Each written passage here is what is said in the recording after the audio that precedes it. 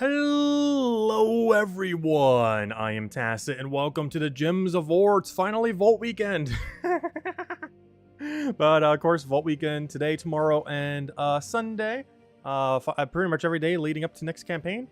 Pretty much this is both the next campaign timer and the end of Vault Weekend timer. So of course in about 2 days at Monday reset time. Anyways, we have all of today, all of tomorrow, and all of Sunday.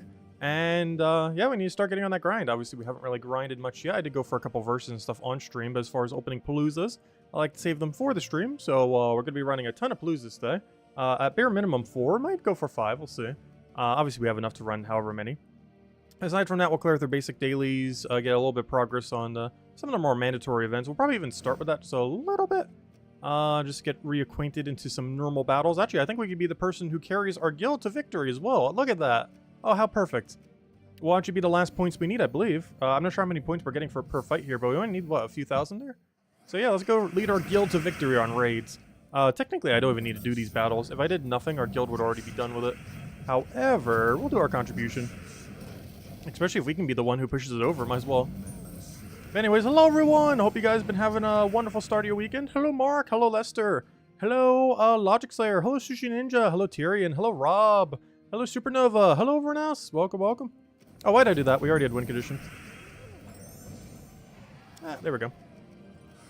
Easy as that. Oh, I didn't double check to see how many points we got for the fight. I assume a decent chunk.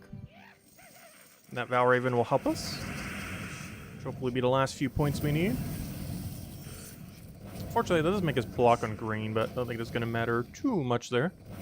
We have a lot of mana accumulation, that's for sure. Oh, we even got extra turn. Nice. I almost forgot that thing even can extra turn. He has a small percent chance. Even though it's not creating any gems, it has a percent chance based on how many green gems are on the board. Specifically a... what is that, 3% chance? There's a 10% chance of an extra turn boosted by green gems. Oh, so it's a base of 10% boosted by 3 per green. So right now it's a 40% chance because there's 10 green on the board, which is why it says boost plus 30 with a base of 10. So yeah, it's a 40% chance he'll land an extra turn if we were to do it exactly right now. That will change as there are more or less greens on the board. Like right now it's quite a bit less, and he didn't get it.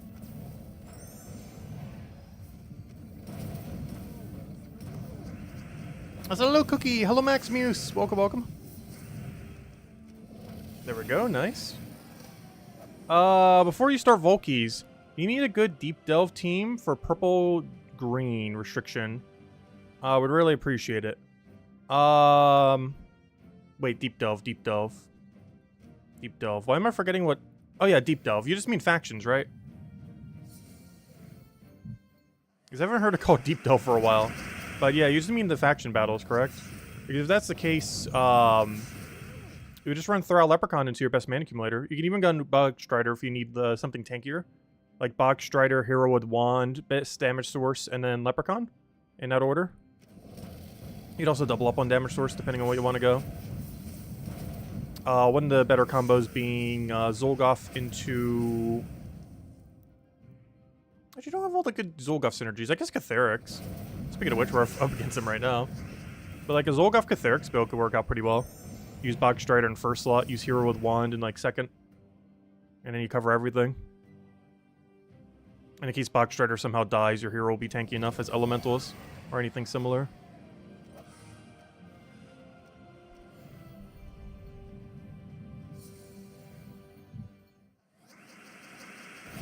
Yeah, Deeper Delves are those special delves where you get a guaranteed gnome every single time. They're personally not that worth doing.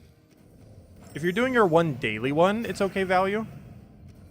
But it's definitely not worth spending gems to do more of them. And I personally don't even do the daily one. Though I should probably do that at some point. Waste my battle on every single delve and set up a deep delve in every single one. In case we ever want to do the battles later. Because we can stack like, what, 38 days of deep delves if we really want to. And then on one day per month, we could just run 1 billion deep delves. That could be something we do. So how long would it take to run 38 deep delves? This is the only problem with that. Like, if we were to install 30-ish deep delves and then do them all simultaneously, I'm pretty sure that takes, like, 3 hours, if not longer. Because they're all forced to be level 500. But yeah, I'm pretty sure that takes about, it definitely takes some amount of hours. Anywhere from like 2 to 4. I've just never done that many in a row, so I don't really even know what the time frame is. I've never even done a deep delve back-to-back, I don't think. Other than when it first came out. Because you only get 3 daily sigils per day. So unless you stall them or buy more, it's actually impossible to run more than 1 in a day. Alright, I was about to go do something right now. Oh yeah, I was going to check to see if we're done with raids now. Please say yes.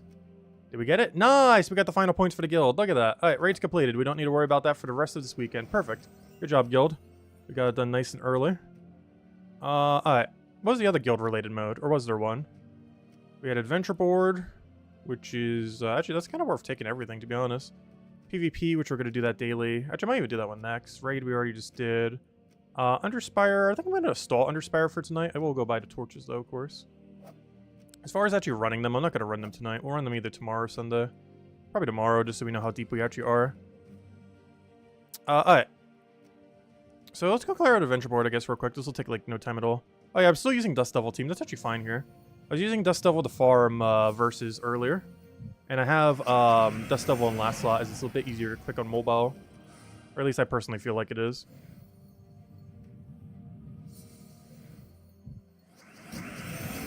It is better in first slot, though.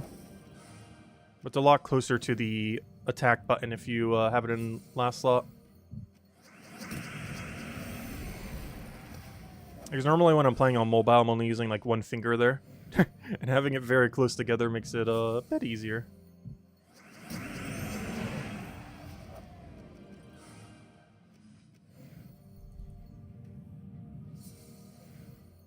You're gonna stick Izzy and Azala on me? Well, I just did our battles for raids. Oh, whoops, what am I doing? I forgot, this is an Explore. I'm like using this team as if it's gonna keep one-shotting the whole time. Whoops. Whoops, mistakes have been made. I would love to have a turn, please. Please? Hello? Turn? Turn? Alright, let's go use a real team now. Whoops. That works for those earlier fights, not for the rest. What am I looking for? I guess this is a Takshaka.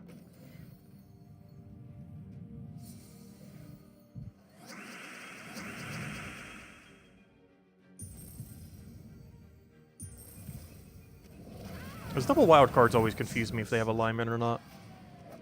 Luckily I didn't miss it that time, but I'm pretty sure I've missed so many double wild card extra turns over the last couple weeks when we've gotten Takshaka. It still feels insane that this troop hasn't even been out for a month yet. This is this month's mythic. It's only been 3 weeks since we've had this guy. It's felt like forever at this point. But he's only been around for 3 weeks. He's just overtaken the meta that much. It feels like he's been around for a lot longer. Honestly, we've probably seen a whole year's worth of Takshakas in those 3 weeks, so that's probably why. Like, we've seen more Takshaka this month than, like, the worst 50 mythics combined in their totality. Alright, we did that. Well, since we're just clearing everything, let's just clear out everything. I wasn't gonna do all that right now, but, you know, we're already in the we're already in the loop for it. Might as well finish it out. Came this far. We got enchant. Though it doesn't do us too well if we have the other thing on. But I think it's just this and, what, PvP? And then we'll pretty much just run Paloozas the rest of the stream. I want to run either 4 or 5 Paloozas tonight. We'll start with 4, and if we still feel like a 5, we'll go for 5. So hello Tyrion and Draco, welcome, welcome. So hello Chad, welcome, and Imperial, welcome, welcome. You had all kinds of gnomes, including cursed gnomes, but 0 number 3s. Yeah, I was farming quite a bit earlier. I've only seen 2 all day. I farmed for probably about 2 to 3 hours, which is a little bit less than I normally do. But in that entire time, I only found 2. I found at least like 3, 4, 5 of every other one, if not more. But only 2 for the one we really need. So it's not the unluckiest we've ever been. Relative to how much time we grinded for, it's not too bad. We're under drop rate, but we're not that under drop rate.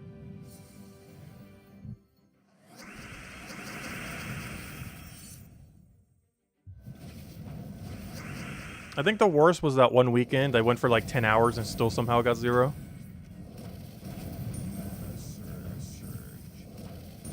Actually, there was a, we actually had a pretty notorious Vault Weekend. Back for the Vault Weekend buff, like with Palooza's and all the more modern buffs that they've done to it and everything. We had a Vault Weekend where we got 0 Vault keys after farming for 20 plus hours before. I have no clue how it happened. Keep in mind, this was when Vault keys were a lot more scarce, and obviously the pity system didn't exist. I wouldn't even be surprised if we were the reason it was added. Because we got an absurd, like 99.9% chance of bad luck odds with how unlucky and over drop rate we went that one weekend. It was insane. And most of it was streamed, too. Like, a good majority of it was streamed. Of those, like, 20-ish hours. I think, like, 15 of it was streamed.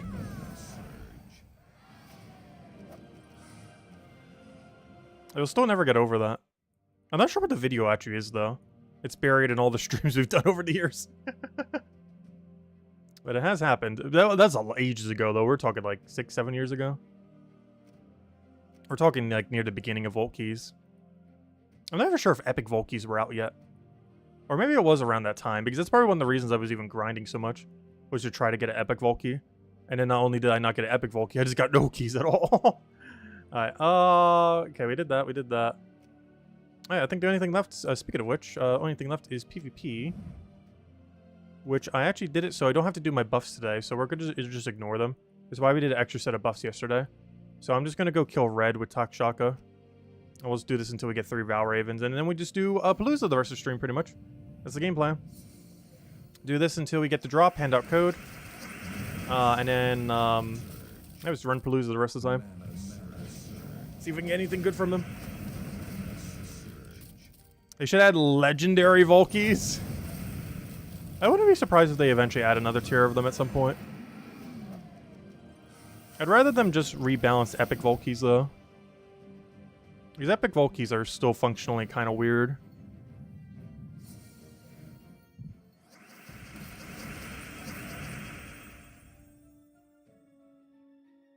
Let's see. Just reading back in chat. Oh, so hello, Easy Breezy. Hello, George. Welcome, welcome. Hello, Rob. He's got some refreshments from the fridge. Nice. I end up just having a sub again today. Keep getting them from Jersey Mike's. Gosh, their prices have gone, like, way up, though. It's like 15 bucks for a Philly cheesesteak sandwich. Like, it's pretty big, but, gosh. I remember when stuff like that was like a $5 footlong. I'm pretty sure, obviously not from there. Does, what's his name even do $5 footlongs anymore? I'm pretty sure they would go bankrupt if they did. I assume not. Subway, I mean. That's not where I ate, but that's the first thing I think of from it. Actually, another place that I miss eating at, Wawa had some really good, like, special sandwiches when it came to some holidays. And they had a really, really good turkey one around Thanksgiving. I had it a lot when I used to do flea marketing. And back then, that sandwich was only like $4 or $5. I'm pretty sure the same sandwich today would be slightly smaller and like $10. I'm not sure because I haven't been in the area. There's no Wawas by me. But if they still do it, I would not be surprised. Hello, Abak. Welcome, welcome. Hello, Genki. Welcome, welcome. Hey, Genki, did they do the Power Word update yet? I haven't really been keeping tabs on that. Because I do want to start doing that when it does come out.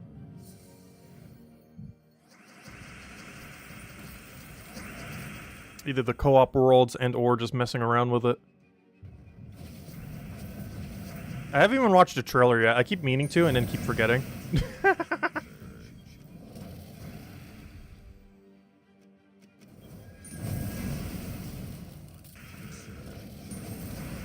It should be sometime next week? Okay. Oh, the new achievements are already in place? That would explain why I don't have every achievement. Ooh. I saw that when I was looking at it earlier. I was like, wait, I thought I got everything already. Interesting.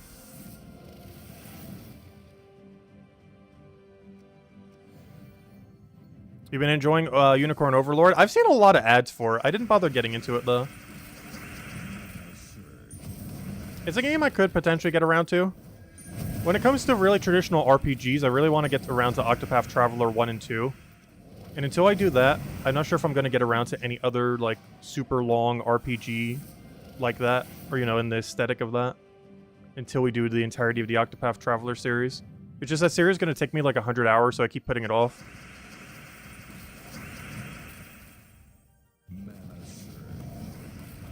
And because I keep putting it off, I keep not wanting to go into other traditional RPGs. The only exception to that, though it's not really like a traditional RPG, we will be playing Thousand Year Door when it gets re-released. It's the best Mario game ever made. It was a pretty fun RPG. It's a little bit on the easier side. But there are ways to challenge yourself. So if they don't have a custom difficulty setting, we'll definitely be putting restrictions on to make it more challenging. It was the last really good Paper Mario game they ever made. Actually, I shouldn't say that. It's not the last really good Paper Mario game, but it was the last one that followed the formula correctly. If that makes any sense. Because technically, the one for the Wii wasn't bad. It just wasn't traditional Paper Mario. Like, it was a good game. Like, that was like the last game of Paper Mario before it kind of switched. Because Thousand Year Door was like correct formula, correct storyline, correct everything. And the Wii version that came after, which I can't even remember what it was called, it got rid of the formula of Paper Mario, but it still kept a lot of like the quirky storylines and everything else Paper Mario was kind of known for. But then after that, they kind of scrapped everything, and it was never the same again. But I do look forward to replaying through Thousand Year Door. I don't think they added any content, though in all fairness, it's almost a good thing. Don't ruin what's already good. Even though there's a lot of tweaks that game could really use. Closest modern game to it was Bug Fables. We played that a while back. It was pretty solid.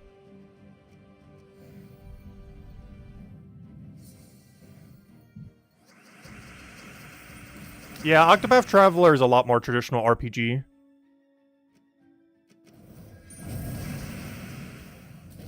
I feel like, I didn't look too much into Unicorn Overlord, but it looks like its art style kind of went that direction, but I'm not sure if its gameplay did.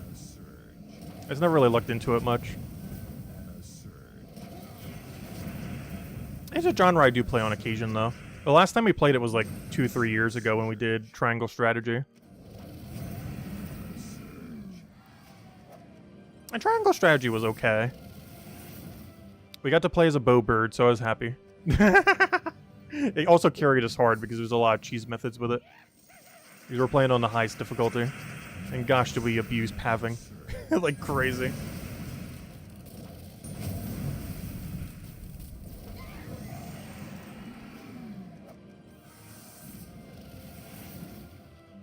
How many Valhawks are we up to? 1? Why? How? Why are we always unlucky on Valhawks? Every single day. I feel like we get none. Okay, well, as they say, you just have to complain about it, then they will give you some. I found the method to get more Valhawks.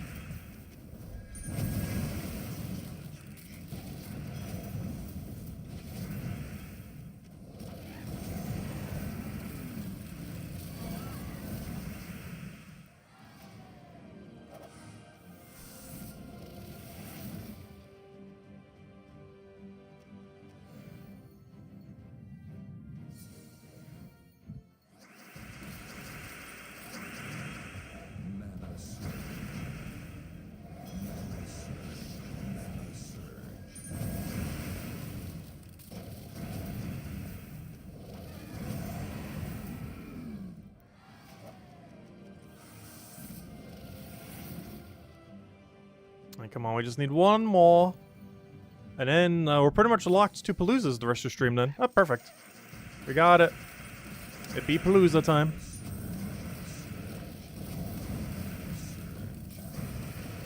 Two HP. Luckily Destroy got him. Yeah, there we go. All is done. Okay, next. Let's see. So we did everything here, right? Those we can save for tomorrow. That's why we did the extra battles. Oh yeah, where are we on ladder right now? Wow, we are still in second place. Everyone in my bracket gave up. Honestly, I may even go take first. First place looked like they gave up too. I originally wasn't going to. But if we need to do a bit under 10,000 to take first, it's maybe worth it for 20 gold. I'm not sure.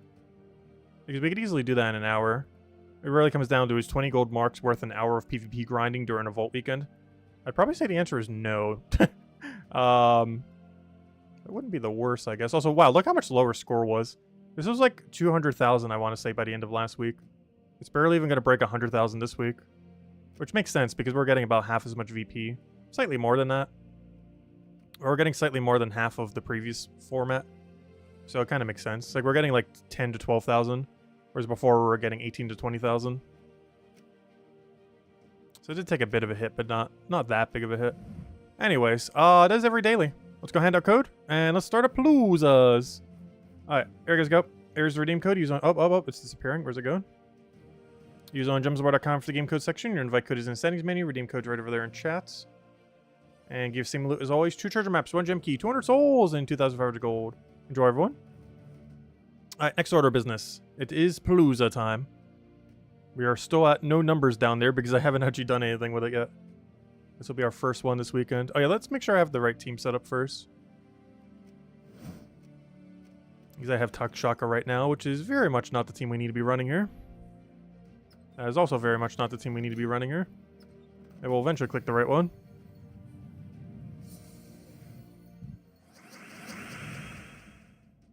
You took out a Mammorus in co-op with 2 people at level 15. Nice.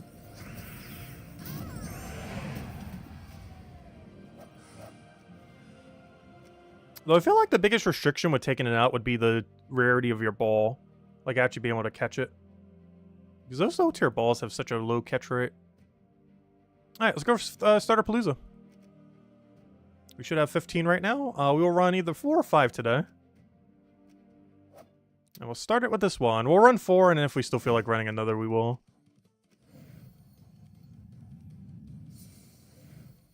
That is the game plan. Well, I do think we will go for 5 tonight. Main reason being, we'll have more dailies to do tomorrow. As well as on Sunday if we want to finish up PvP or anything else. Though I probably won't. But tomorrow, on 1 to 2 days, we're going to have to do a lot more of the dailies overall. We'll have to do slightly more PvP, and we'll have to do slightly more Underspire. And because of that, we'll probably do 5 tonight, 4 tomorrow night, and then whatever we need to finish it on Sunday. Whatever number that needs to be.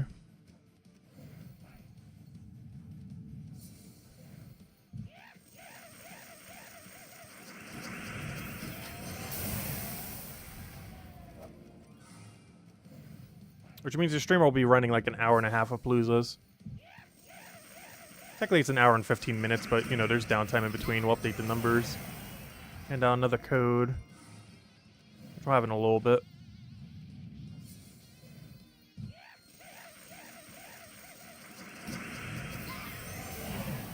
As I keep forgetting, Easter's right around the corner. It's always weird when it falls in March.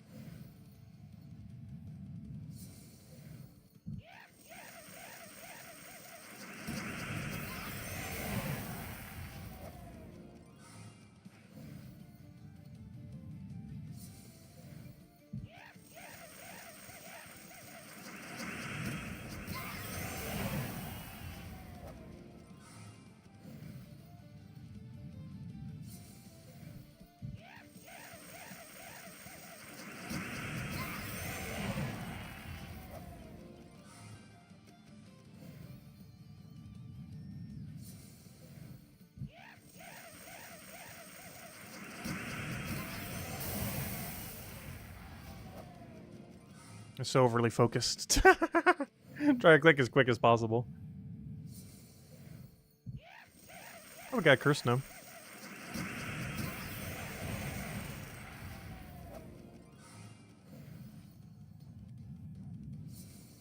That's the only thing I slightly hate about Paloozas. Specifically Paloozas, not verse farming or anything. I just hate being on the timer. Like, I feel like we need to rush as much as possible when the timer's going, which I guess is somewhat a beneficial thing, because we'll get more loot. This feels a lot more stressful than, like, normal verse farming. Which lately I've been doing mostly off-stream. You know, not like stressful, but you know what I mean. Like, you have to focus a lot more doing this compared to verse farming.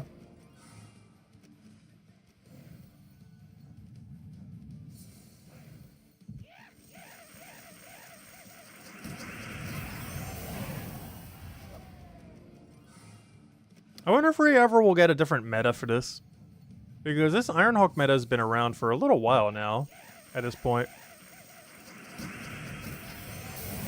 I want to say 3-4 years. And similar to Leprechaun, that one was out for way longer than that, since like 2018 or something.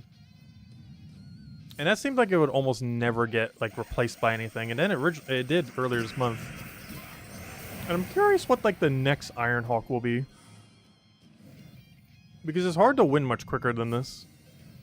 Obviously, it is possible to. But there's very little room to win quicker instantly.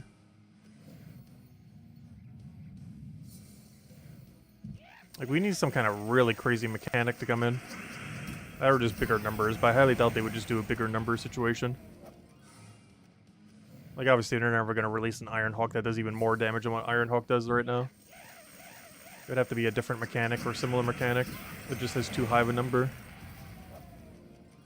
Or an interaction that can make it happen. Or even a new troop with Empower that does damage.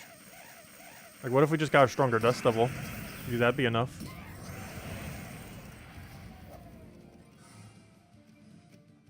It's actually kind of funny how many issues Dust Devil has caused for the game. Because there's a really broken team that ended up utilizing him back in the day as well. Because he used to scale based on magic. So one strategy was to just use a ton of him and just cast him over and over and over again. And you wouldn't even need to touch the board. You would just cast every single one of your Dust Devils. Unfortunately, it would end your team turn every single time. But you would deal a lot of damage output.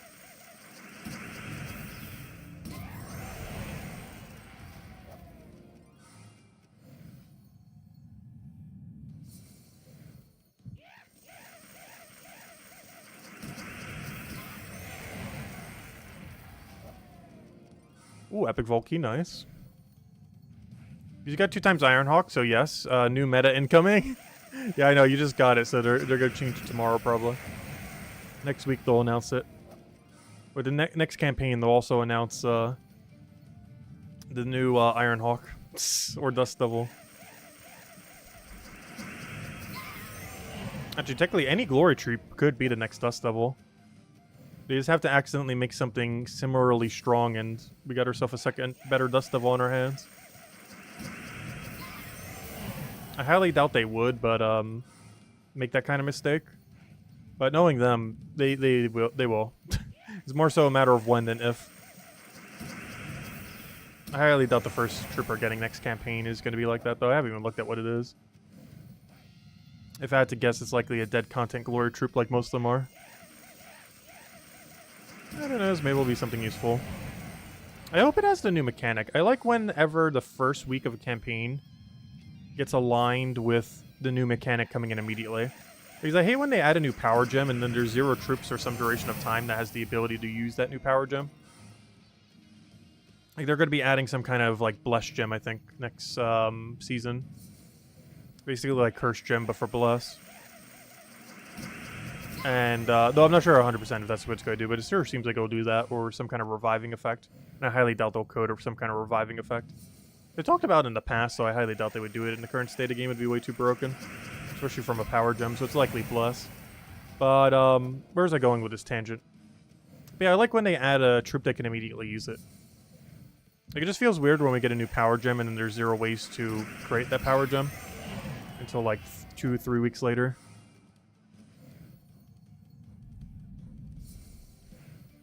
I think that normally happens when their schedule gets shuffled around for whatever reason. Like their release schedule. Because I think they do try to make it so the first week has something to use, but a lot of times it doesn't happen because the event got shifted by a week or something, which forces it to like the second or third week of the campaign rather than the first day.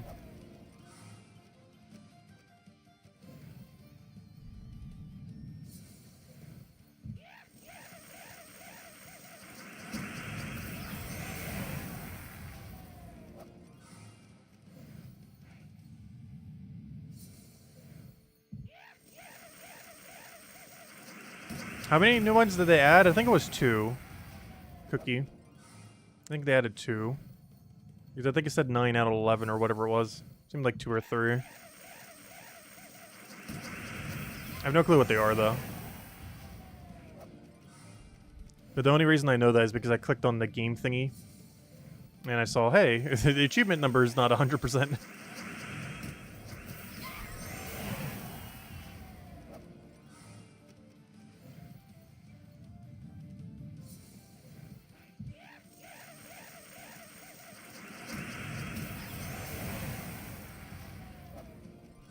Oh, we're doing insane on Epic Volkeys. Oh, by the way, we started at 94 Epic Volkeys. I forgot to show it at the beginning of the stream, but I do recall what it was from earlier today. I think I showed it last night as well. I forgot to show it at the start of stream, but we did start at, I want to say 1094. Whatever the number was, it ended in 4, so that's all we really need to know.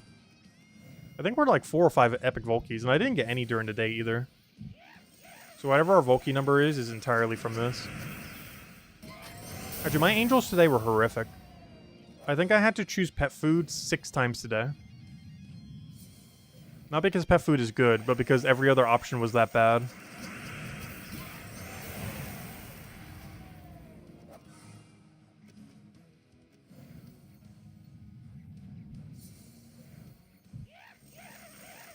But I don't think I've ever seen a day where my angels were worse than today. We didn't get a single Epic Volkey. We didn't get a single Deed. And I think that's it. We got a few of the other knick-knack loots. Maybe even 1 normal Volkey. It was one of the worst days I've seen for angels. Not necessarily in the number that we were getting, but for the loot from what we were getting.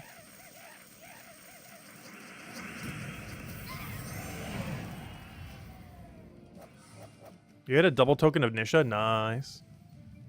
Yeah, they add up. First Palooza's almost done. We'll get to see what our initial tally is. I'm also really curious how many Epic Volkeys we hit this time. Because that number has to be really high.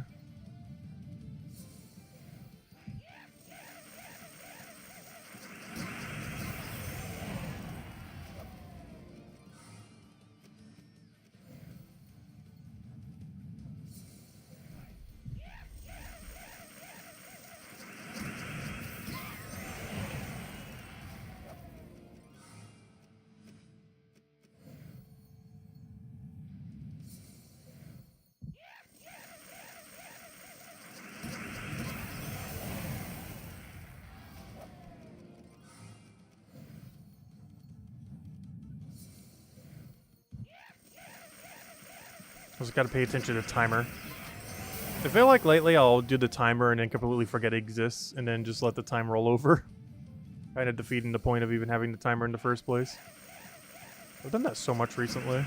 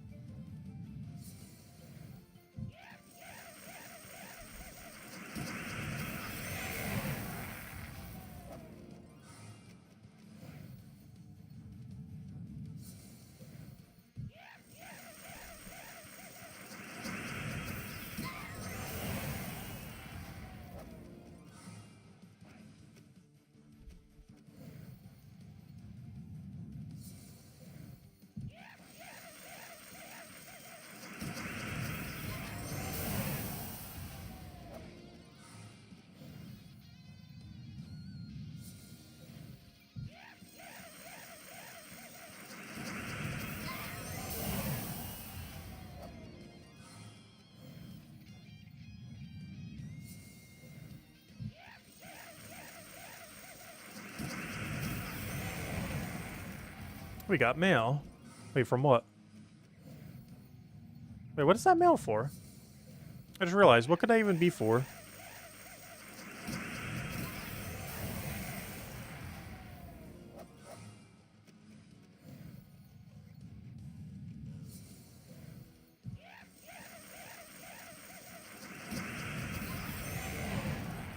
This was the redeem code. Or thank you, whoever claimed it, if so. Is there any other thing I could think of? Though it happened near the end of a fight. So I guess that is when it normally triggers, isn't it? I guess that's when the server rechecks. Technically, when you're in a fight, you actually don't need the server up. Only at the end of a fight does it connect and communicate with the server. If you lose connection during a fight, it actually has no effect on your battle.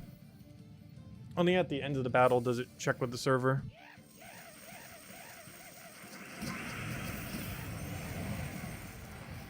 I've actually done that before.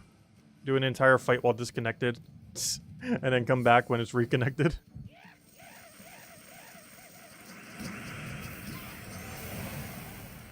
Back when our internet was a bit sketchier.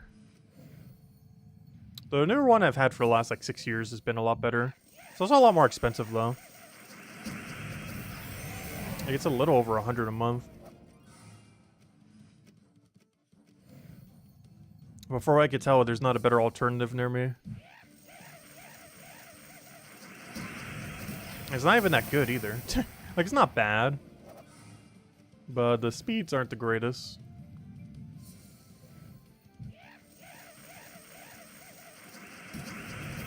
Alright, then we can squeeze in one more.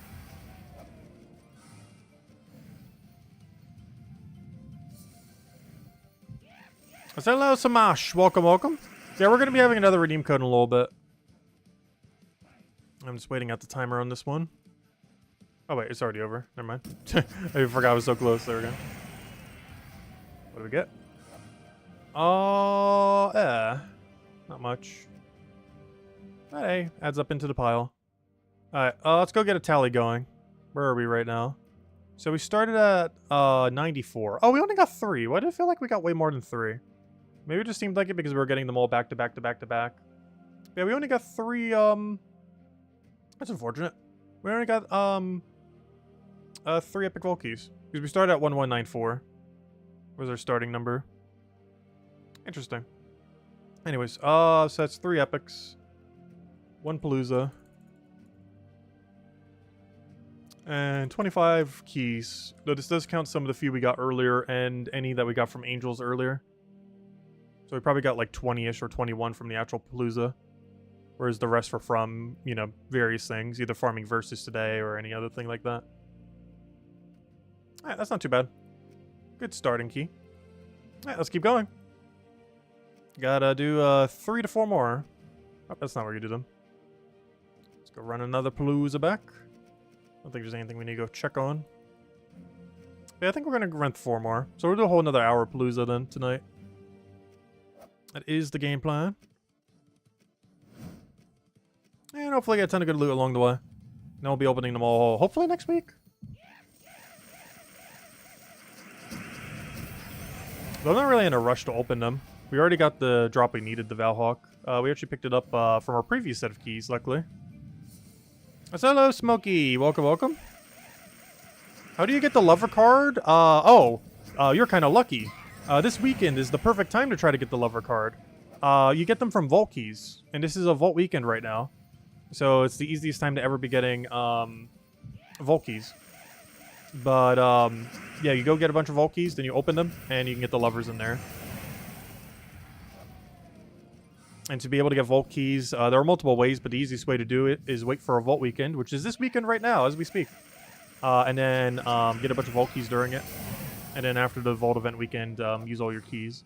You can technically use them during, but generally during you just want to be farming for more keys. And then afterwards you use them all. Because the loot for them is the same regardless. Yep, no problem.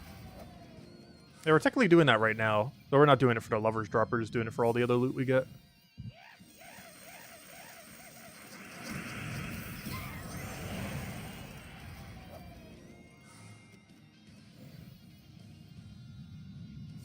You're referring to what you could have received in the mail? Oh, wait, sorry. I didn't realize that. Wait. Oh, so hello, David, by the way. Let's see. No, I don't think it shows you a mail when you get a vault key. It was probably the redeem code. Because getting a vault key from like stuff like your pity system doesn't give you a mail, I don't believe. Unless they've changed in the most recent patch. Because this is technically the first vault weekend since the patch, now that I think about it.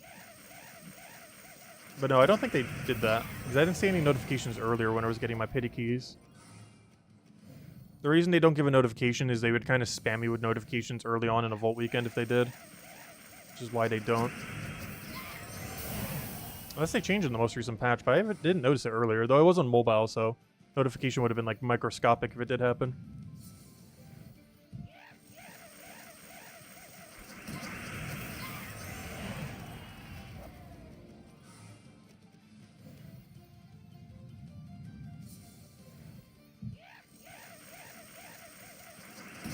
Yeah, the Lover's card is actually really good to get. Not because of the card, but you need it to make Wand.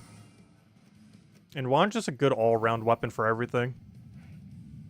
It's even stronger when you don't have access to Diamantina, Stellaryx, and stuff like that, because it could be your only good 6-color option for a while. It's the most accessible 6-color options for newer player. Not counting the other two, but the other two are too weak. And by that, I mean the other two weapons. Like the really old, dated ones. I wish they would actually buff a little bit so they were actually usable. One of them is an armor gain weapon that gives a small amount of gem spawn. And they could fix that just by making its gem spawn slightly higher, or the armor gain like absurdly higher. And the other one just does a bunch of split damage, which they could easily buff by adding some kind of modifier to it. Like give it a boost ratio based on all gems on the board. Or, you know, all colored gems. So the more skulls on the board, the less boost ratio you would have. Because we actually don't have a mechanic like that yet. I'm not even sure if they do have something like that pre-coded already. Probably not, because we have no mechanics like that. There currently is not anything that boost ratios from all gems on the board. And what I mean by that is all colored gems. Basically anything that isn't a skull. We have all skulls, but we don't have the inverse of everything but skulls as a boost ratio yet. Because that could be a good way to try to scale some of the higher ones. Like if you got 5 damage per non-skull on the board. Because on average, it's going to be like, what? There's going to be at least like 55. So that's going to be a lot of boost ratio. Obviously, they can make it smaller depending on what the weapon is or anything. Even a 1-to-1 would go a long way. Though for a split damage weapon, 55 extra damage would not be anything. Or for something that hits all enemies simultaneously, 55 damage would be huge.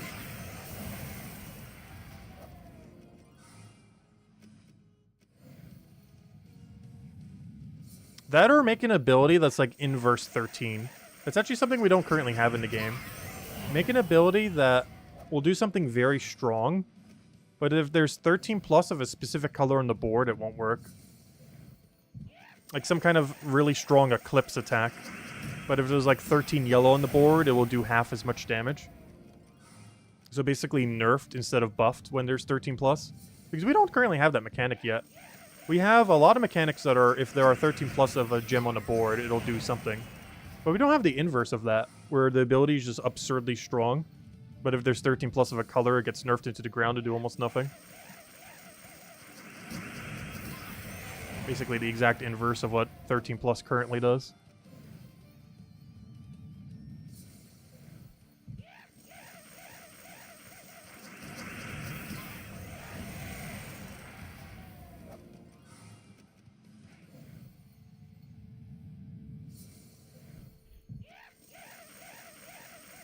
Extender will lead to a counterplay where gem spawning is actually particularly relevant.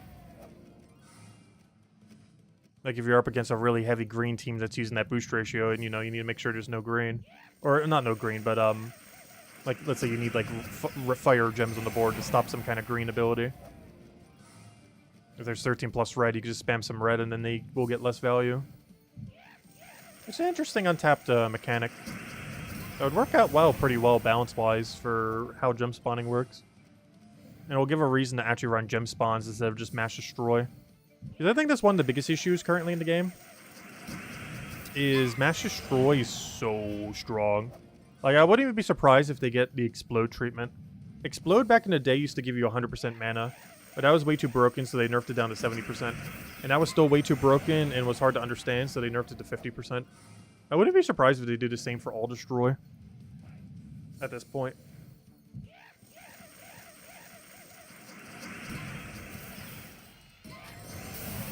Only problem with that is that's going to get really confusing of how mana accumulation is going to work. Or actually, I don't know. Maybe it could make it more streamlined too. Because if everything's 50%, then I guess it's easier to understand. Compared to now where Explode's 50% and everything else is 100%. Because currently Explode is the exception, but they could just make none of them the exception.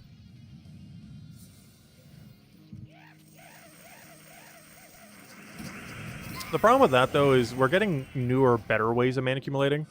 Like, most recently, Takshaka is wildcard mana accumulation. And that doesn't really get countered by, like, anything. There's no counter to that in the game right now. It's kind of hard to even think of a counter. It's something that already covers every color. I guess Skull Spam technically is.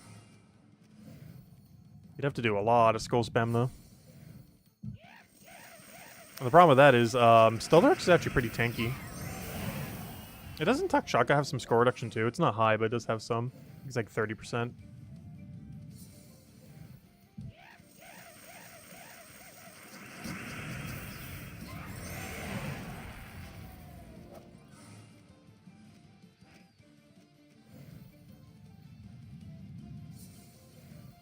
Hello, Frank, by the way. Welcome, welcome. Hope all's been well.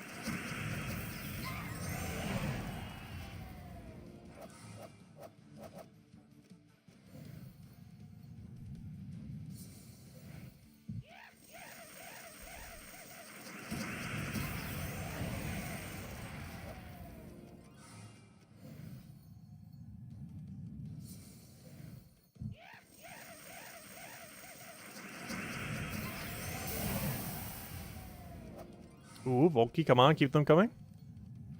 We need them for our 300 plus stack.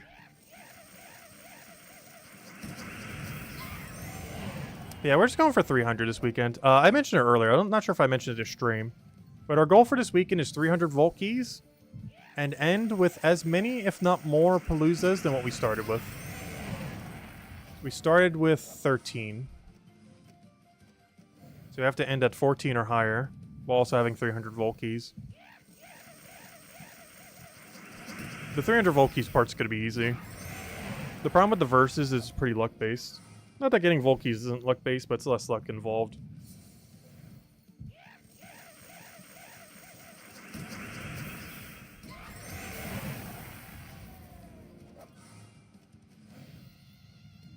Just because we're getting a way bigger sample size. Because we're doing hundreds, whereas with verses we're just doing like a dozen.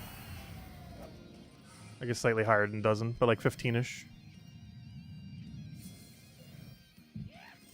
So a way, way smaller sample size.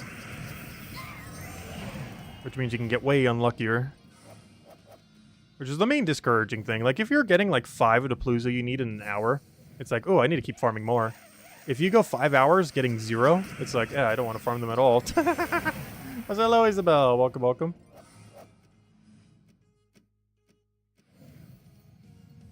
That's the only big downside that Vault Weekends in this game I feel like have always had. It can be really discouraging when you go on a very long bad luck streak.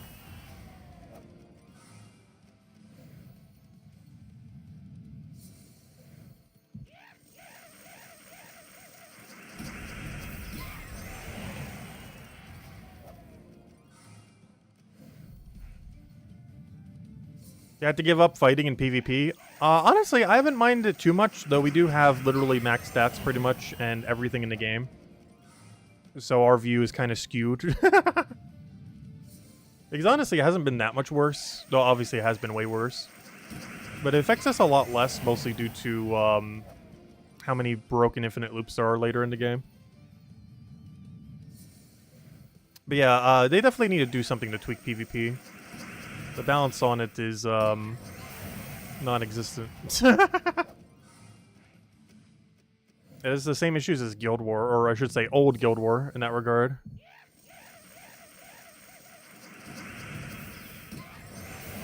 Have I assumed you've been here the whole time? I actually did know that you weren't here yet. Because at the beginning I actually noticed, so I didn't make any mention of it verbally. But I did notice that you weren't here on all the initial hellos. I assumed you were just playing Power World or something. Prepping for the new patch that's coming. That or Vault Grind. Or both.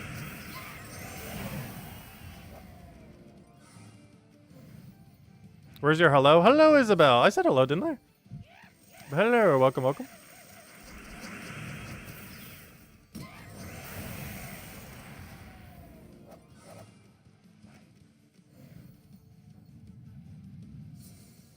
Oh, you're playing Power with Cookie? Nice.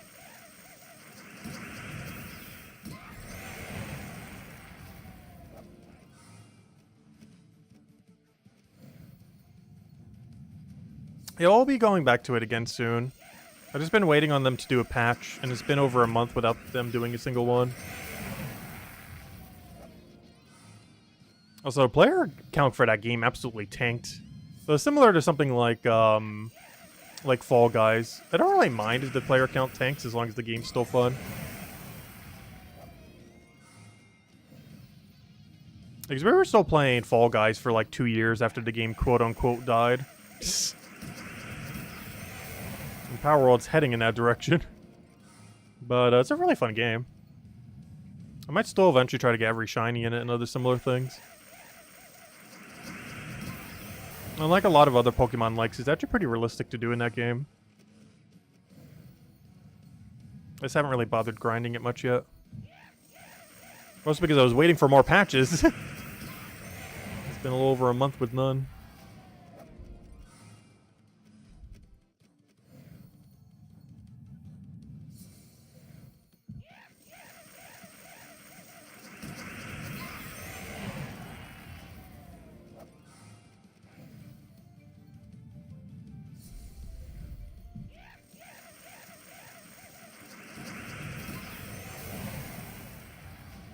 Yeah, I know. There have been some patches, but there hasn't been content patches. They were just bug fixes. Those don't count. Those were just fixing issues that shouldn't have existed to begin with. Some of the patches were even adding new bugs. Like, they ended up adding a breeding bug for, like, a week. It was working perfectly fine, then they added a bug for a week, and then another patch, like, a week later was almost fixing just that. And a few other small tweaks. Fixing the bugs they added when they changed other things. The only substantial patch they ever did while I was still playing it, or, you know, while we're actively playing it, was when they fixed the capture rate. Because those green effigy things, whatever they're called, those little chipmunk thing effigies, I forget what they're called, they have a special name in that game. The things that look like green squirrels. They weren't increasing your catch rate at all. But then they ended up fixing it. It's the only, like, major content they really did while I was still playing. Aw, only a Glory Gnome? There's not enough timer for me to have gone all the way through, so yeah, we'll do it here. Tautastic, Cookie, how you cleaved your monkey?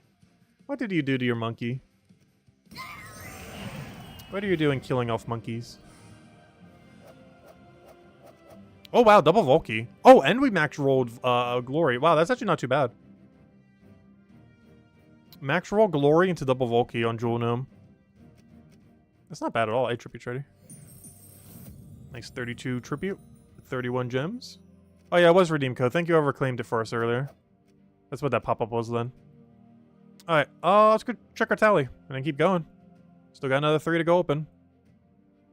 For now. 46, so we did good. Anything above 20 or above, we were happy with. And the other one, we're happy with 2 or above. And we got... Oh, wow, we got another 3. Nice. We got 3 and 3, so we're at 6 right now for epics. And obviously that's 2 Paloozas. Yeah, let's keep going. Bare minimum, we gotta run another 3 tonight. But I think that's how we're gonna split it. We're gonna do 5-4, whatever we need. So it'll probably be a 5-4-5 or a 5-4-4. Yeah, let's keep going. But we'll definitely run 5 tonight. As well, slightly more dailies to do tomorrow night, since we delayed some of the ones from tonight till tomorrow. Also because I want to do them all in bulk. Like things like Underspire, for example. I'd rather do all the battles on one day than spread it across 2. We've been doing that a lot recently for the earlier fights. Like, we'll stack up all of our battles until Wednesday or Thursday and just run them all. I actually prefer just doing that game mode that way, personally. I feel like a day's worth of battles just goes by too quick there.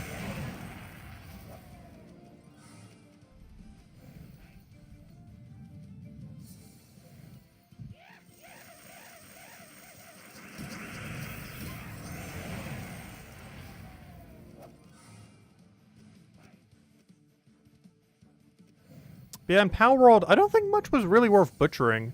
The only things I ever found to be worth butchering are all the units that give you components for legendary equipment. Everything else with a butcher option didn't really seem like it was worth the loot to kill them off, compared to selling them for gold or something.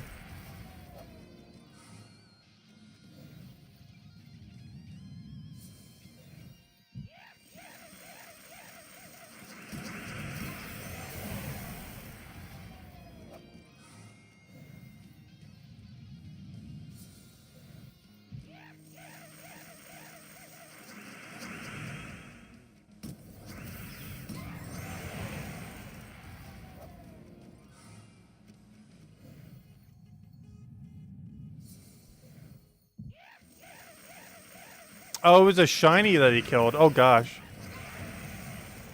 I actually never found a shiny monkey yet in that game. I also never gave him his gun. I know that he can wield a gun.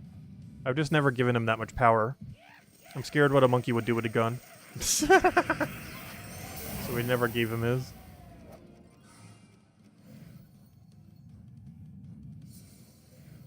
Too much power for one monkey.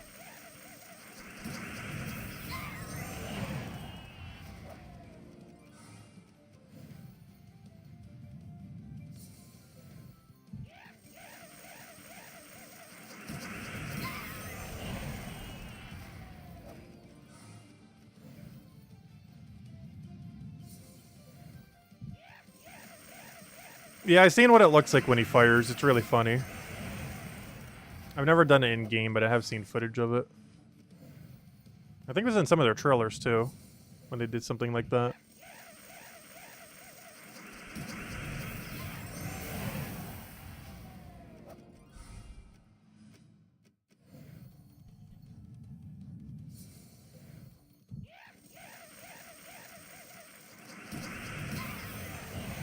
But yeah, I really hope whatever the next Legends Arceus game is that's coming out next year, obviously they won't be taking any inspiration from the better parts of Palworld.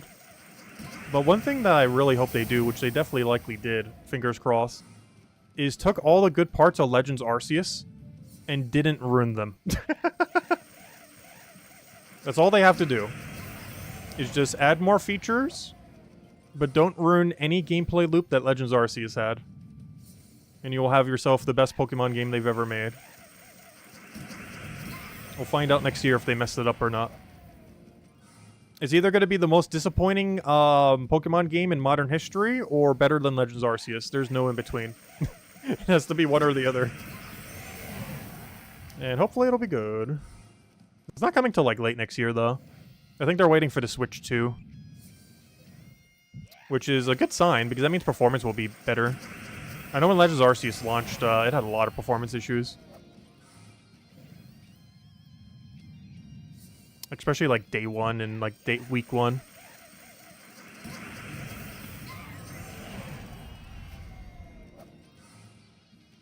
But even now, if you try playing it, there's just a lot of hardware limitations on the standard Switch. That'll likely be fixed on the sequel. It'll probably be as powerful as a PlayStation 4. It's slowly getting there. No, we don't know how powerful it's going to be. Though I'm pretty sure they'll leak info on it sometime later this year. Because they're definitely announcing it at some point this year. I'm not sure where or how. Because E3 is not a thing anymore, is it? Actually, is E3 even still a thing? Is there an E3 this year? Or does that just not exist anymore?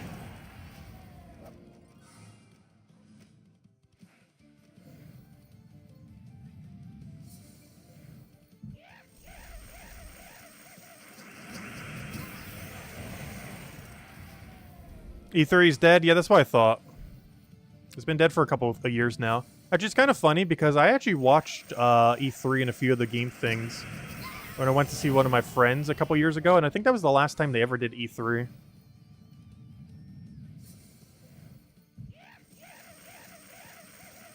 And that was like 3 or 4 years ago at this point. I think it was like right after pandemic, so like 2021 it would have been.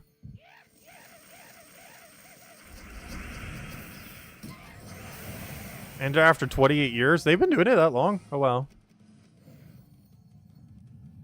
E3 phone home. ET reference. I have seen that movie though. I forget a lot about it because gosh, that's old. When was ET actually released, the movie? Because that's a really dated movie. I remember watching that in like single-digit age. So it had to have been from the 1990s or earlier.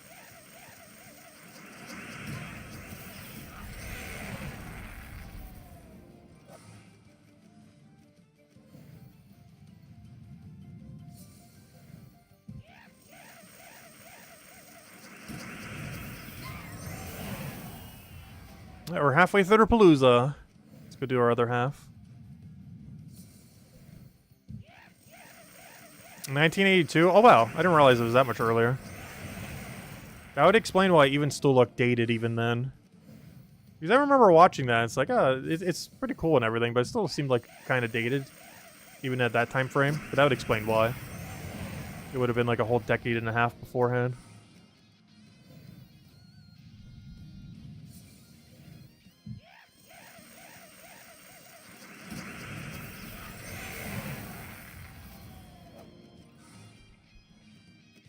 Because there's a couple scenes in that movie. They use a few very obvious old movie tricks. Like before you could properly do like CG and everything.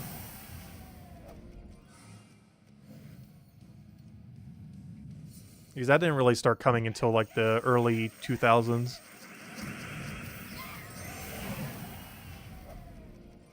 Or technically late 1990s.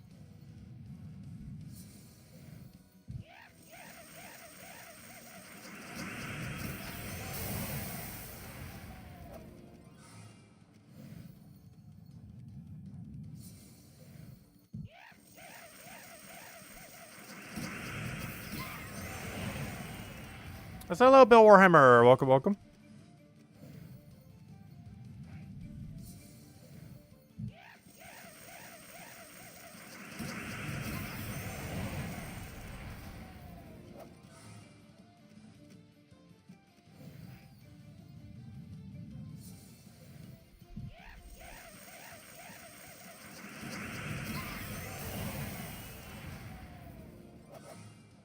Oh, they redid a 2002 version? I don't think I've ever saw in that one.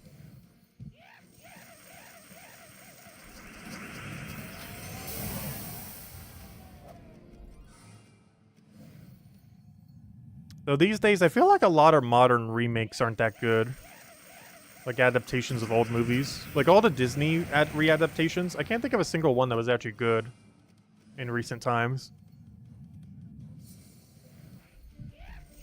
Because they've been reanimating, or not reanimating, but they've been redoing a lot of their old animated stuff in like real action kind of stuff. And I can't recall a single one that has actually been good. I could be forgetting of one.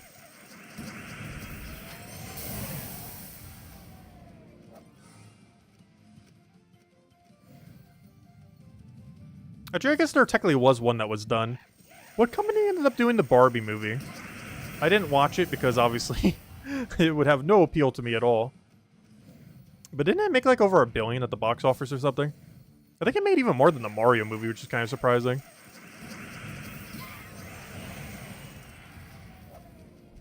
Yeah, that's one of the only like live action like remake kind of things I think was even remotely successful that I'm aware of.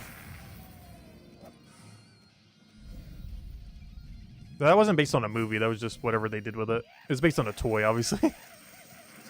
Rather than specifically a movie. It's not quite a movie adaptation, but you know what I mean. Close enough.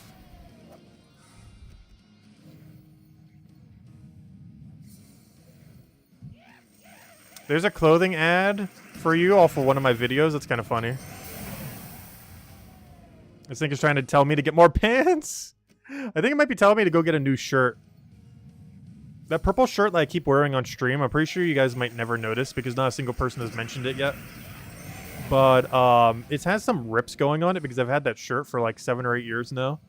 And it got a little bit of a tear. And every single time it goes into the washer, it keeps getting torn slightly further and further.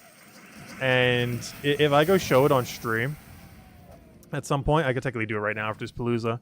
Like, it looks like 3 to 4 just gigantic gashes of holes in it. It's not that noticeable, probably from when we're streaming. But if I go get the shirt after this, like, it's more holes than structure. Like, I'm probably just going to throw it out soon. But I mostly just wear it around the house, so I just keep wearing it. Like, at this rate, the whole arm's going to come off. It's just going to become a sleeveless shirt soon. But only on one side. The other side's still structurally intact.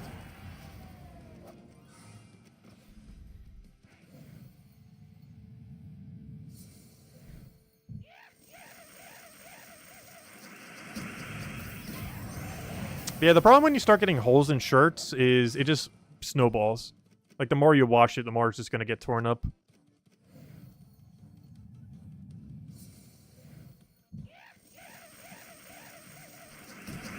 Unless you stitch it, but it's not worth the effort to bother doing that compared to just getting another shirt. It's not like it's an expensive shirt.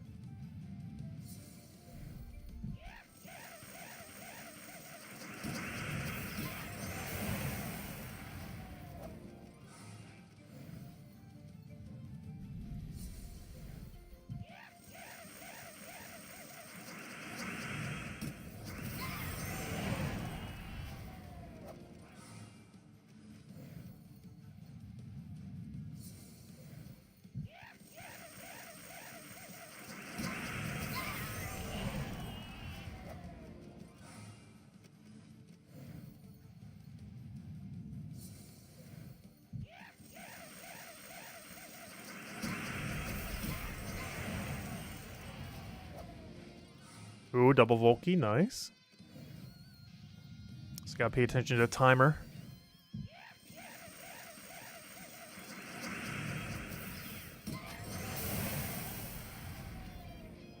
Sounds like a Halloween costume. If it was a different color, maybe. I guess purple's a somewhat spooky color. I guess it's mostly orange, purple, and black are like the spooky colors normally. I feel like black and orange are more considered spooky than purple is. Like, purple is, but if I was to, like, tier them, it would definitely be black as the highest, orange is the second highest, and then purple is third. I guess it's technically still a spooky color.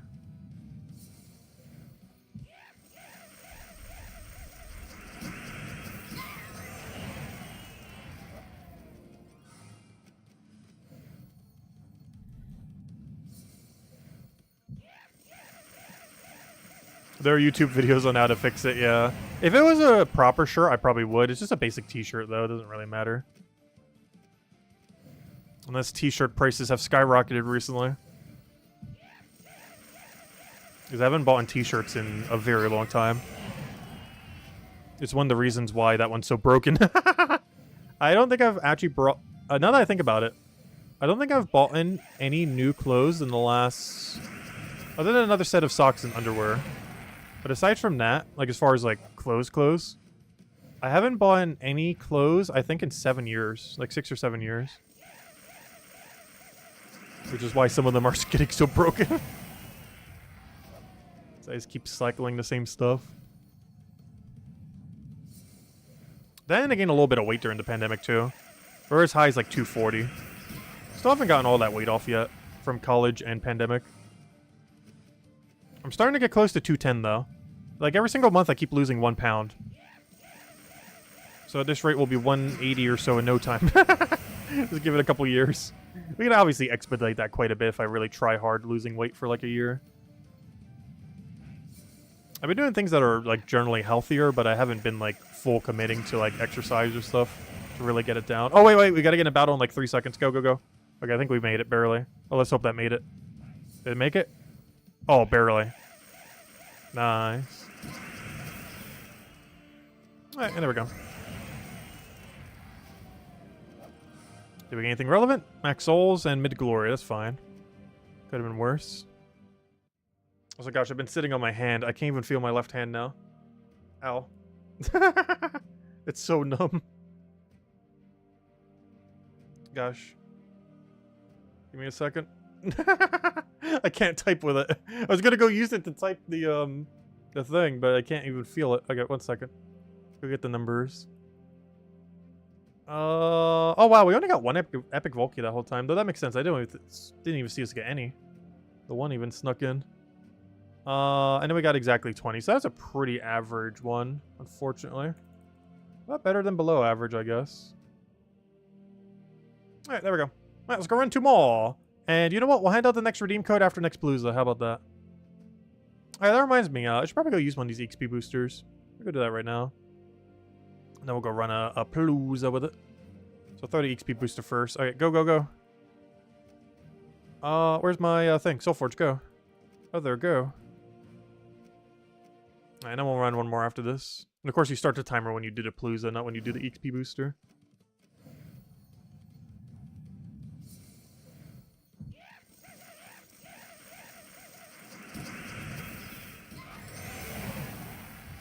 Wow, it made 1.5 billion? How?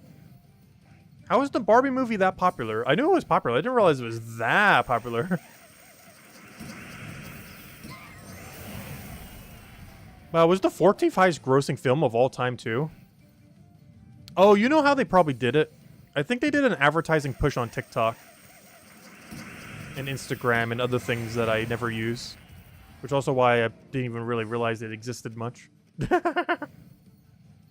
But, yeah, that's probably what it was.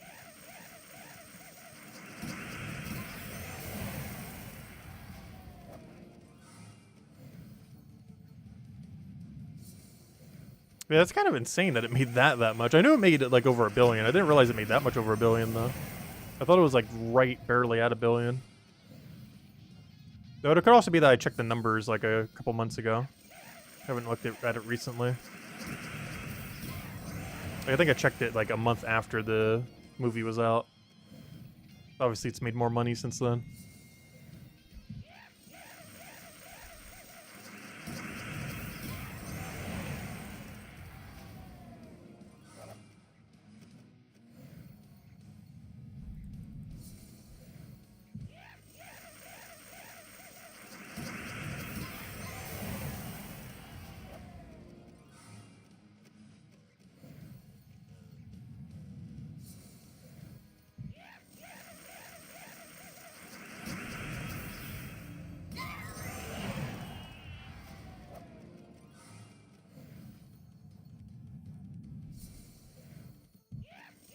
Another Dragonite Gnome.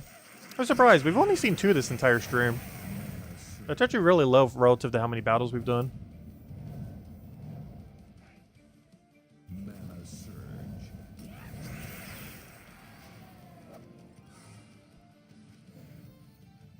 The only good thing about that battle taking so long is you actually do... What? Well, we just jinxed ourselves inversely. Now all we're getting is Dragonite Gnomes. They do slow us down, but they also give us Dragonite, so it kind of balances out.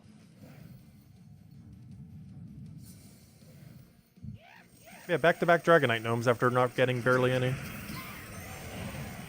We had 1 across all of them so far, and then 2 back-to-back.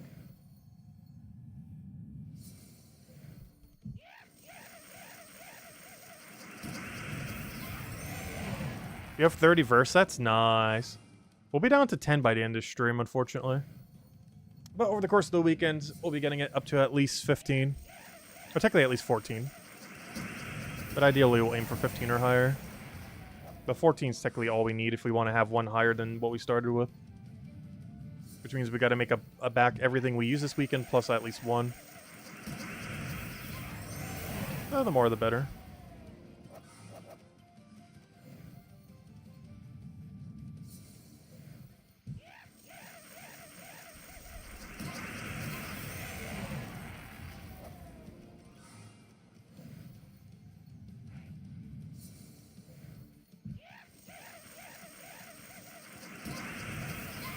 Can I do your vault? You already have 3,000 gaps. Oh gosh. How do you have so many stockpiled? Because that can't be all from launch day. Because that's a lot of verse farming then. If not most of those were from that. Because that's basically over 100 hours of verse farming. Easily. Probably closer to 150 to 200 hours. Assuming all of them were obtained through normal methods. And not the old, very broken one for one day.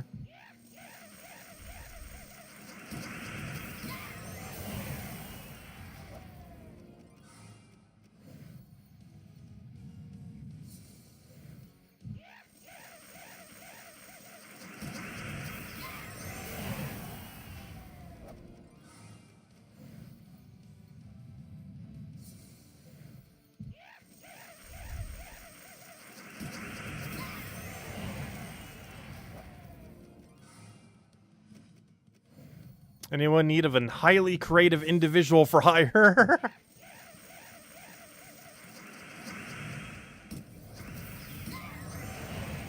If we had the money.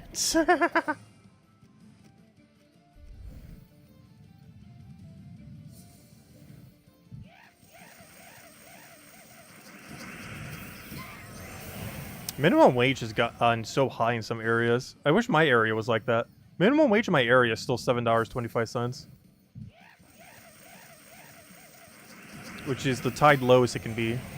And it's actually even lower than that because there's a lot of wage theft that happens in this area. It's pretty common. There are people around here who legit make like $3 an hour sometimes.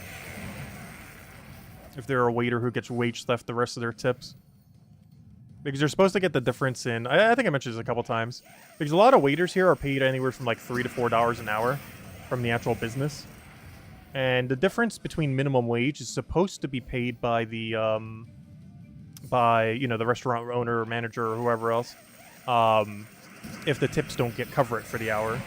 But a lot of times that never happens. So minimum wage in some areas of this state is technically like $3 an hour. Plus, I'm pretty sure on some of the farming plantations around, there's other sketchy things that probably happen there too.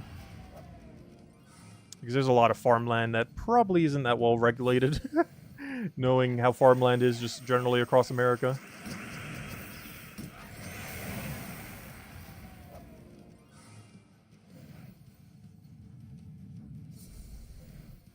You were getting $17.50 an hour when you got canned? Oh gosh, that's a lot. I've never worked an hourly job that was more than 10 an hour. Also, I barely even worked any hourly jobs. They were generally all jobs that paid, like, variable amounts. Like flea marketing, eBay, stuff like that. Where you're not paid by the hour, but you're paid by, effort and everything else.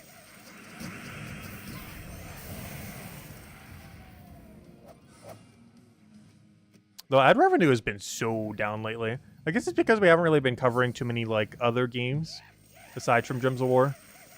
And at this point, Gems of War is, like, completely... What's the term for it? Like, our market presence in Gems of War. I'm trying to think of the exact term. There's probably a special term for it. But, like, we basically can't grow anymore within the Gems of War community, essentially. Like, we've capped out any potential that is there. Like, obviously we'll still do it. As we have been for almost a decade now. Well, as far as playing the game for a decade, but this channel is like almost 8 years, I think, as of this April. Yeah, I need to be covering other stuff here and there. I've been meaning to get to Old School RuneScape. I'm just not sure what I want to cover for it. And then there's also the problem of us constantly still doing Gems of War while then potentially covering another game. Which leads to, like, a mixed channel of, like, covering multiple different things. And then whoever's subscribing for one won't watch the other, and whoever subscribed for the other thing won't watch the other. It's just too annoying starting completely from scratch. Also, thank you a ton, Rob, for the $10 tip. Greatly, greatly appreciated. Does help out a lot. Thank you, thank you.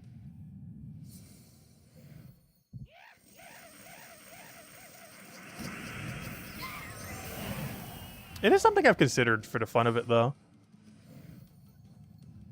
It's just annoying that with YouTube's new policy, you basically can't make any money from a channel until you get 1,000+ subscribers. I never needed to deal with that for 2 reasons. One is that system didn't exist when I first made a channel. And for 2, even if it did, I already had over 1,000 subscribers by the time we started the channel. Because we had a couple videos up that somehow got a lot of subscribers. I don't know how. Like, we covered a few Gems of War guides and, like, a few of the things before we actually, like, officially started this channel. And somehow that got us to, like, 1,500 subscribers. I'm not sure how. I guess because we were still pretty active in the Gems of War community. So maybe some people just found our channel that way. Because we used to be super, super active on the old forums back in the day. Even the new forums at the initial time of it. So these days, I've barely used a Gems of War forum in like 5 years now. I still check it ever so occasionally. The biggest issue is you never really see the devs themselves on the forum that much these days. They stopped after the first few years of the game. And like a year or 2 after that, I started using the forums a lot less.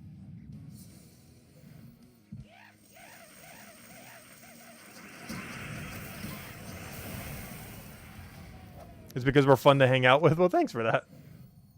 I try to be entertaining despite being horrifically bad at it.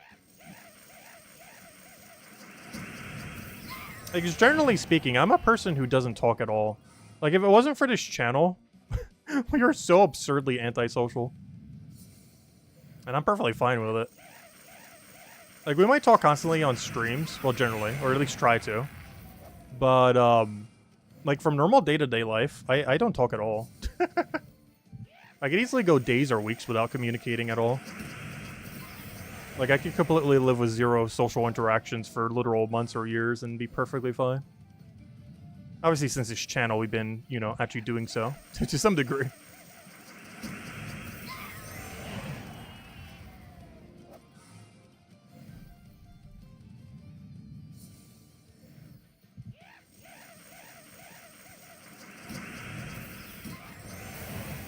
Dedicated stream days. Monday do Fall Guys. I don't know. I don't think streaming's really the way to grow these days. It's one issue, actually, that the channel's had, is that streams aren't a good way to build audience on YouTube normally. It's generally very structured, highly edited videos that you can make a very clickbaity thumbnail and title out of. Is the meta. And I generally don't make content like that. Because if you want to make it like super big on YouTube, you really just have to have an entire channel that has a premise that can do 3 things. It needs to be able to make the most clickbaitiest title and thumbnail you could possibly think of. A really good hook at the beginning of your video within the first 30 seconds so that people don't click off, which will help you a ton in the algorithm. Ideally also getting them to like and subscribe within that time. As well as, well, I guess basically those 2 things. And then just a topic that you can actually do that for, more so. I guess the only 3 things you need. But the way I like doing videos don't do any of those things.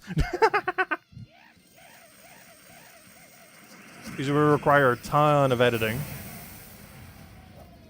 Like potentially an hour per few minutes, if not more. I'm also not the greatest at making thumbnails. I've been using like the same template I made a while back for my thumbnails for like 7 years now. You guys know the one. Like every Gems of War video ever that we ever post. I've been using the same exact layout for like 7 years now without updating it at all. Hey, it works. Nothing flashy, just exactly what the video is. Here's the topic, here's what it's on. I also generally try not to, even with Gems of War, not to do like over, what's the term for it? Gosh, why can't I think of what the term I'm trying to think of right now? But like oversell a premise. Like very rarely do we ever have like a video that's like, oh, this is the strongest thing to ever exist. Or something similar. Like, even with Takshaka, which was absurdly strong, we're like, here's the Takshaka Mythic Teams video, everything else. Like, it was the same structure as every other one. Like, the title wasn't like, oh, this is the most broken mana accumulator we ever had. This is the new meta and will be for the next several years. Even though it is. But, like, the title, it just looks like any of the Mythic. Same as the thumbnail.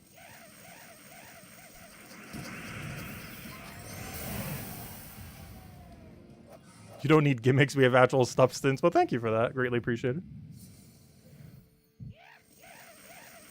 Tacit plays. The Let's Play genre has kind of died out at this point. It is something that some channels still do. But it's a format that doesn't really work too well these days.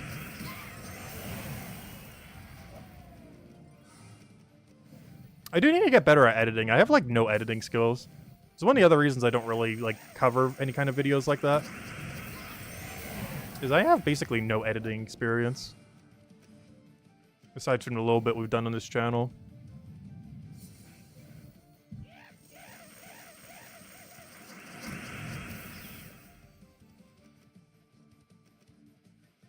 Loading, loading, loading. Okay, we got a double glory gnome here. Hopefully get something good. What do we have here?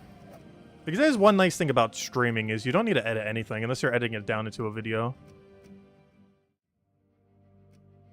Well, a lot of content we cover isn't really as editable into a video.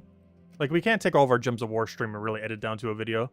Unless it was, like, something big, like a new patch or something similar. Or something really insane happened over several streams. Because there's not enough, like, key moments in a game like Gems of War, for example. Compared to quite a few other games.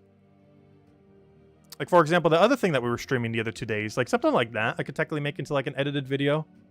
And make it look all flashy and nice. And get basically us streaming for 15 hours into a nice, concise 30-minute video. Like, a game like that has enough points of interest where we can kind of cover it. Whereas, while Gems of War is fun and has a good gameplay loop, there aren't really, like, key moments where we could be like, oh, put this into a video, put this into a video, put this into a video.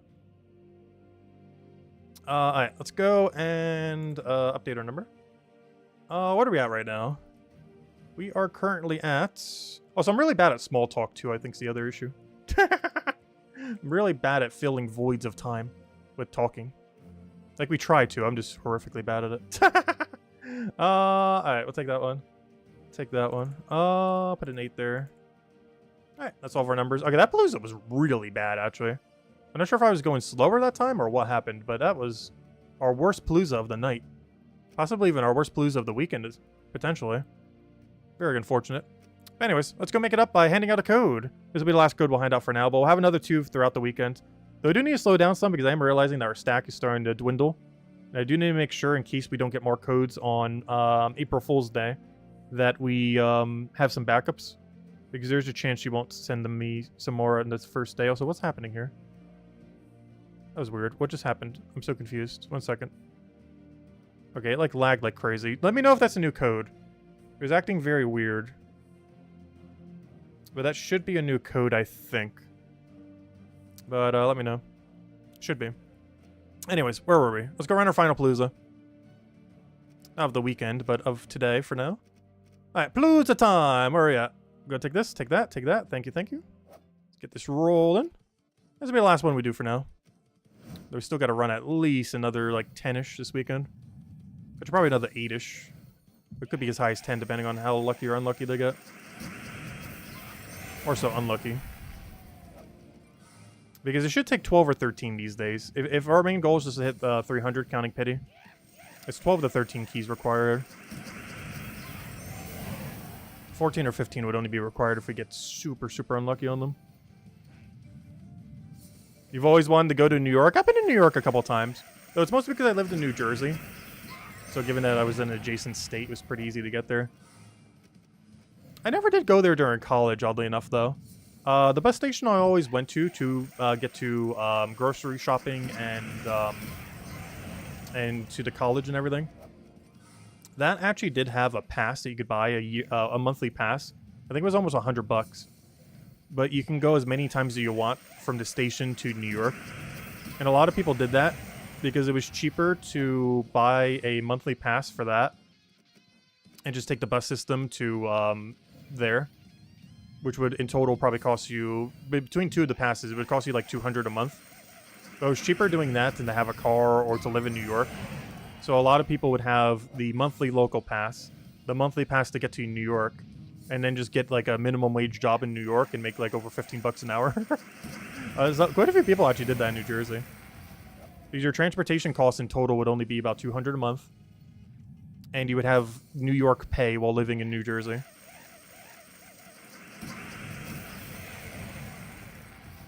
Without needing to live in New York. Obviously, your I can't say words today. Your commute from New Jersey to New York would be so long each day, but it saves people a lot of money while also making more money. It's not something I ever did while I was in New Jersey, though. Also because I think in total, transportation-wise, you'd have to be on a bus for like 5 to 6 hours a day. In total between it all. Between waiting at bus stations and everything else. And transportation there and back. There's just so much time that you would just be on a bus, but it would cut down your cost by a ton. Because you wouldn't have New York cost of living, you wouldn't have any transportation costs beyond that. So you wouldn't have to worry about gas or anything else. Car maintenance.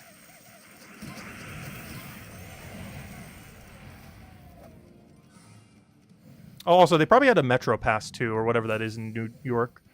So it'd actually be probably a little bit more than $200 a month. Because they would need the local bus pass, which I think was like 80-something, or almost 100-something. The New York monthly bus pass, which I think was almost 100-something, which these days is probably closer to 200-something, if not 150. And then whatever metro and other transportation they would need in New York itself. But it was still cheaper than living in New York or buying a car. To travel that far every day.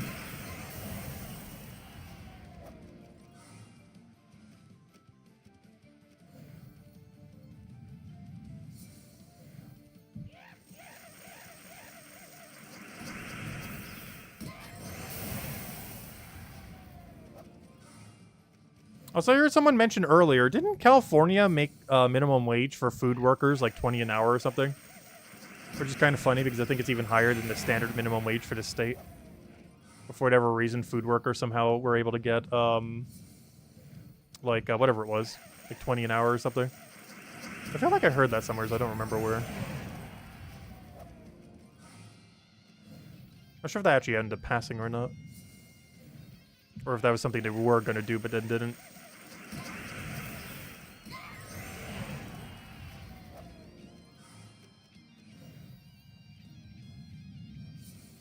I don't know, my feeling on minimum wage is, personally, I feel like there should be no minimum wage, but replace it with universal basic income.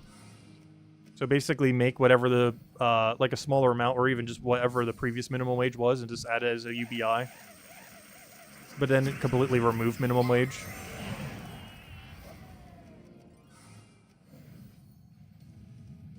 There's a lot of ways to go about it, but I feel like making minimum wage higher doesn't necessarily fix the issue. Because the problem with making minimum wage higher is it's harder as a small business, or even just like an individual, to hire people the higher minimum wages. Whereas if you had something like universal basic income or something similar as like a baseline, and just kept minimum wage low or even non-existent, it makes hiring a lot easier. Or a lot more flexible. It allows for work that doesn't have to be as high intensity. Because obviously, if you're hiring someone for like $15 an hour, $20 an hour, like you're expecting them to do quite a bit. Whereas there are a lot of jobs out there that might be low intensity that would benefit highly from having a really low minimum wage, but require a lot less work. Like a blanket increase of minimum wage, I personally don't feel like's the answer. Even though there are benefits to higher minimum wage. It's just there are other things that basically do the same thing, if not better.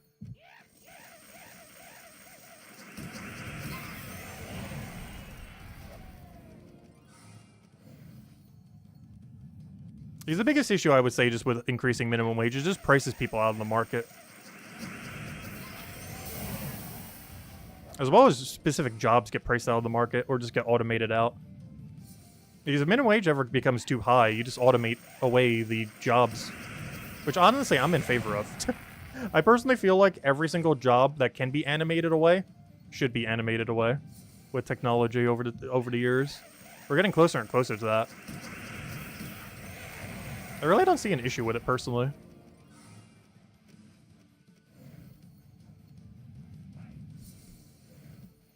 There'll always be work out there. It's just going to be different work than what exists now.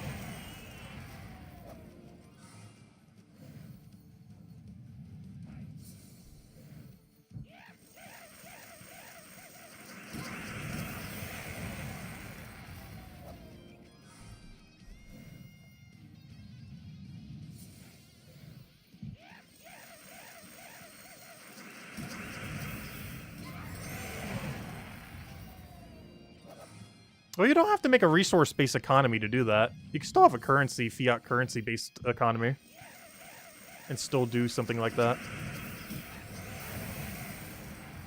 You can never really go and have a fully, truly resource-based economy. It's pretty much not feasible, I would say, in current day society.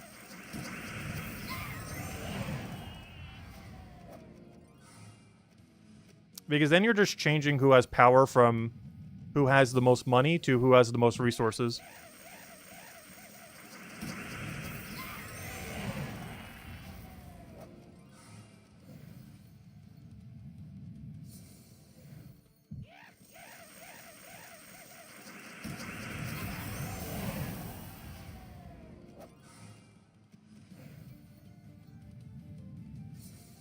Though I have to say, I have done a lot of flea marketing before.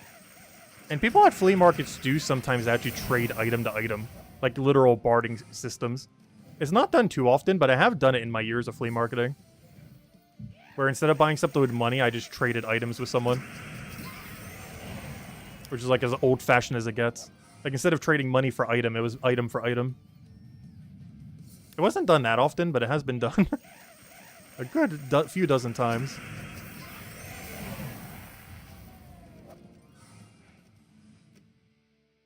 The system's not sustainable, though.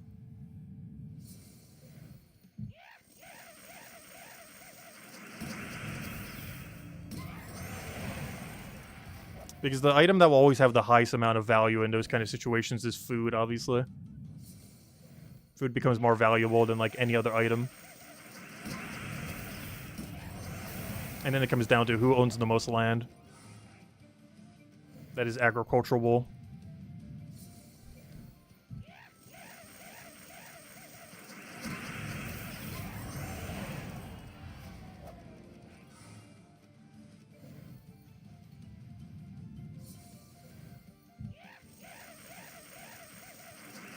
I'll catch you later, Cookie.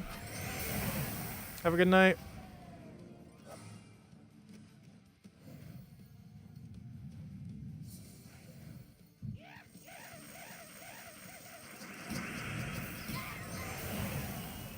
I'll catch you later, Chad. Yeah, I'll be heading off soon, too. We're going until the end of this Palooza, then probably calling it for the night. Yeah, we actually streamed quite a bit longer tonight. We're almost at 2 hours. Honestly, every stream this week will probably be closer to 1.5 to 2 hours. As it tends to be with Vault weekends.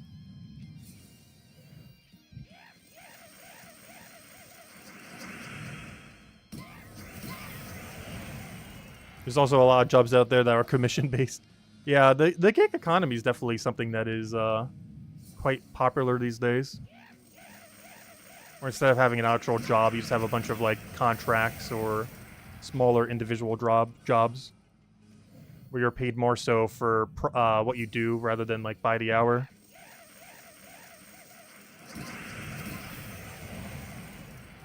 It's one way that you can kind of get bypass minimum wage laws as well, technically.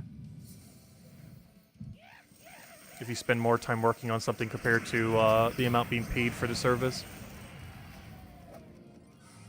Though most services charge accordingly, so that doesn't happen.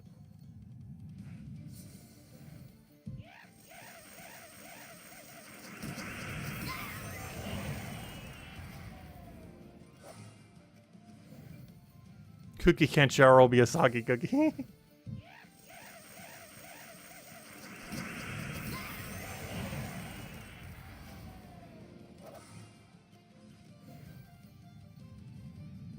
I don't know, some soggy cookies are good. Oreos are pretty good soggy. Though I never dunked them into anything. Like, I haven't had an Oreo dipped in milk in probably like 8 years now or something. I've had Oreos recently, like a couple weeks ago. As far as like dipping them in milk, I haven't done that in almost a decade. They are good in it though. It's just because I just generally don't drink milk. I'll eat things that have milk as an ingredient, but I don't just like straight up drink milk. I was never a big fan of milk. Which a lot of dairy products I'm not really big a fan of. The only kind of way I like dairies, if it's going to be in anything, it's cheese. Cheese is like the only form of dairy that I don't mind that much.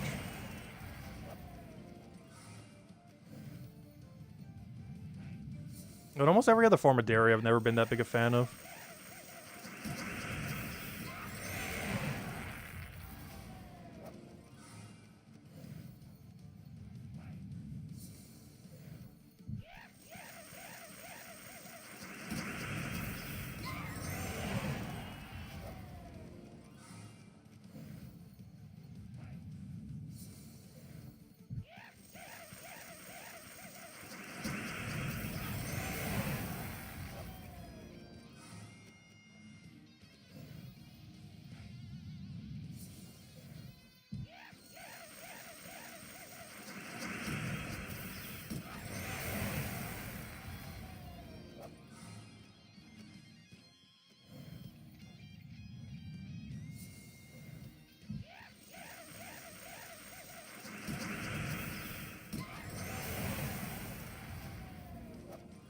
If anyone still has any questions or anyone want to go over, do let me know.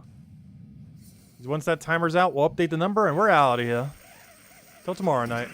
And then we do it all again. Tomorrow we'll be focusing a little bit more on every single thing we need to finish for the week. I don't think I'm going to bother pushing PvP, but we'll do bare minimum for it. The only thing that's going to take a lot longer is Underworld. Or Underspire, I mean. We got to basically finish Underspire tomorrow. Or almost finish. Either or. Because that's one of the important ones we still haven't done yet. But beyond that, pretty much good to go. So we can just focus entirely on Paloozas. And I gotta go verse farm them throughout the day tomorrow and Sunday. No midday streams though. But we're gonna be a bit busy during the day tomorrow. So there's a chance I won't even be able to get that good of a verse grind in, though I will be able to on Sunday for sure. Should be pretty free on Sunday. So whatever verse grind I don't have done, should be able to finish then. Keyword on should. And that's because super unlucky. But we should have plenty of time to actually grind it out, so we'll hopefully be fine. Alright, the final several sets. Can we get at least one more good drop? Oh, a double Volky. That'll do it. Oh my gosh. What are you guys talking about in chat? Wait, how did it tangent into that? Where was I the last couple minutes? I'm so confused.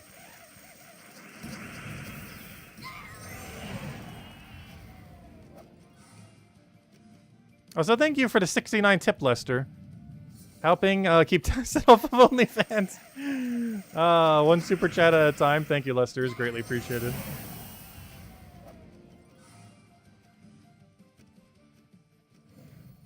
Alright, final fight.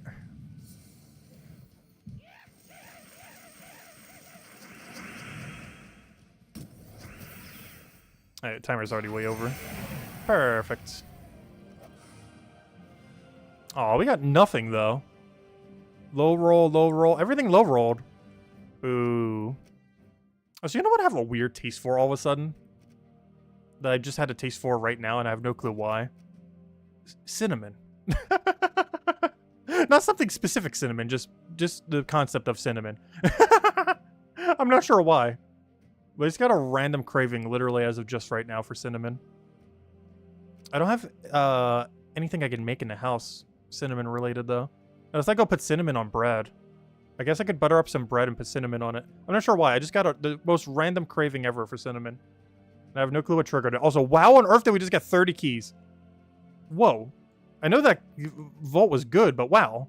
We just got 30 Volt keys. And, math. Only one epic. 30 Volt keys, one epic. Oh, that's not too bad.